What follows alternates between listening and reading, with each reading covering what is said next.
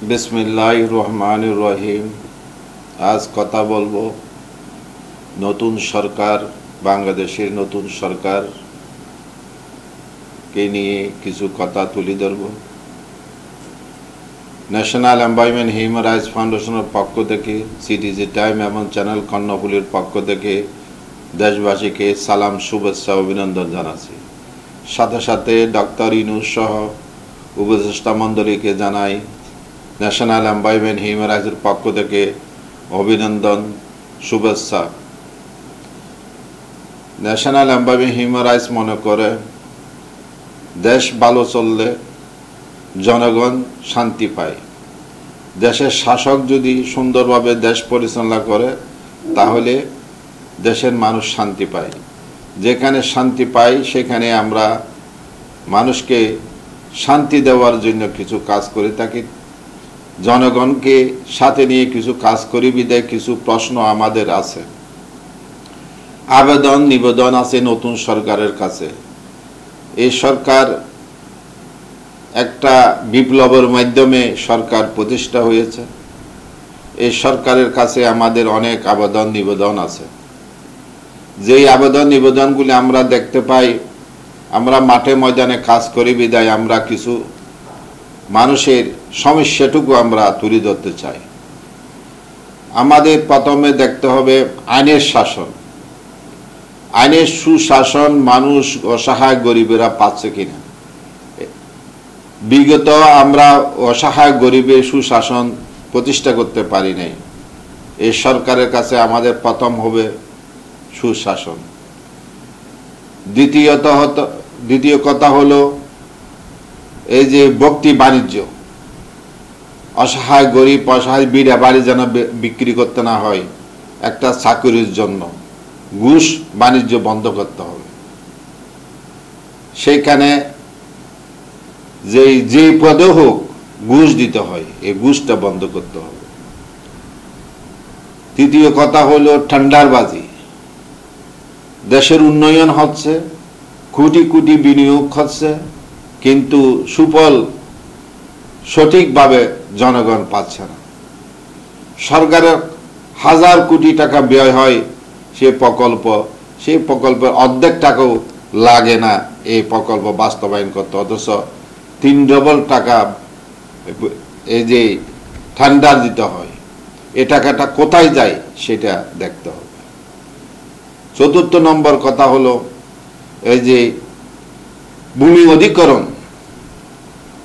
যে জেলা প্রশাসকের মাধ্যমে যে ভূমি অধিগ্রহণ হয়, এখানে যারা দায়িত্বপ্রাপ্ত ইঞ্জিনিয়ার এই যে আছে তারা কোটি কোটি টাকা গরিব অসহায় বিড়া বাড়ি চলে গেল তাদের থেকে শোষণ করে, এটাও বন্ধ করতে হবে। পঞ্চম নম্বর কথা হলো পুলিশের কাছে মানুষ আবেদন নিবেদনের জন্য যায়, সেখানে টাকা ছাড়া কোনো কিছু হয় না, সেটাও বন্ধ করতে হবে। ষষ্ঠ নম্বর কথা হলো যে রেজিস্ট্রি, জায়গা জমি রেজিস্ট্রি হয়, সেখানে সরকারি ফি বাদে অনেক টাকা মানুষকে দিতে হয়, সেই দেওয়াটা বন্ধ করতে হবে। জমি রেজিস্ট্রির পরে যে মিউটেশন বা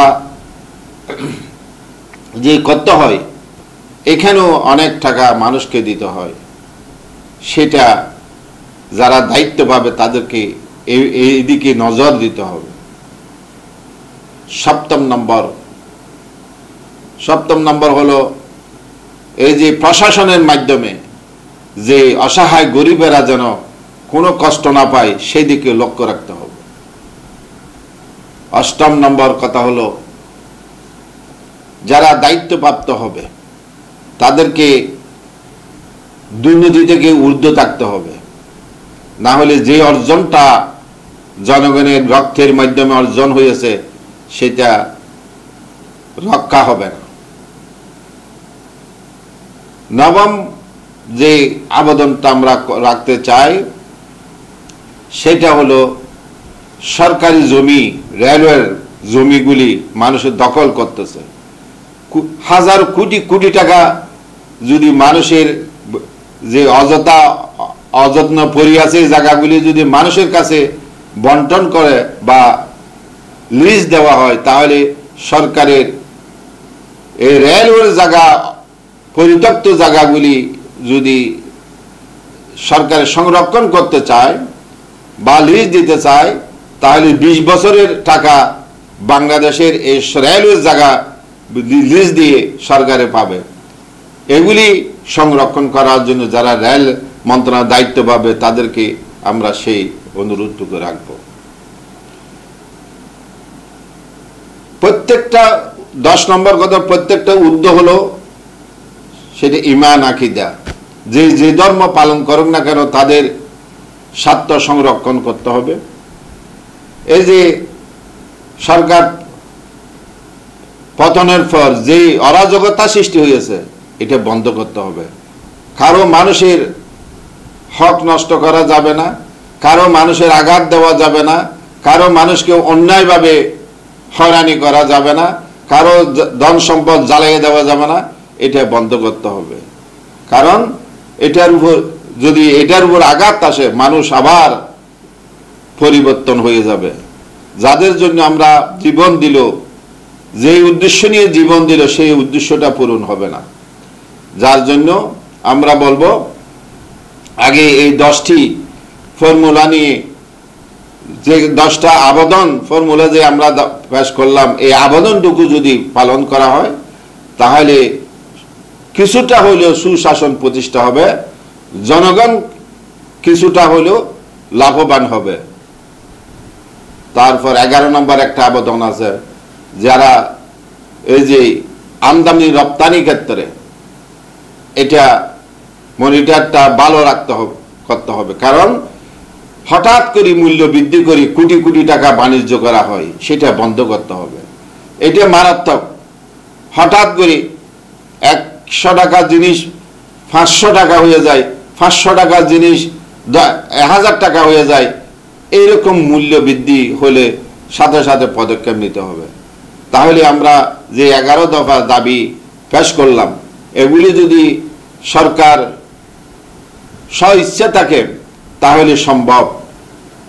মানুষ এই স্ব-ইচ্ছা থাকলে মানুষের শান্তি পাবে, মানুষ অন্যায় থেকে বাঁচতে পারবে, মানুষ জুলুমের শিকার হবে না, মানুষগুলি এই দেশের মধ্যে যারা শাসক, এই যে উপদেষ্টা মণ্ডলী, তাদের দোয়া পাবে। মানুষের যেন চোখের পানি না ঝরে, সেই দিকে আমাদেরকে লক্ষ্য রাখতে হবে। আসুন আমরা এই দেশকে সুন্দর রাখার জন্য পদক্ষেপ গ্রহণ করি। মানুষের যে কথাগুলি তুলে ধরে, এগুলি যেন বাস্তবায়ন হয়, সেই দিকে লক্ষ্য রাখে আমার বক্তব্য এখানে শেষ করলাম। আল্লাহ হাফেজ।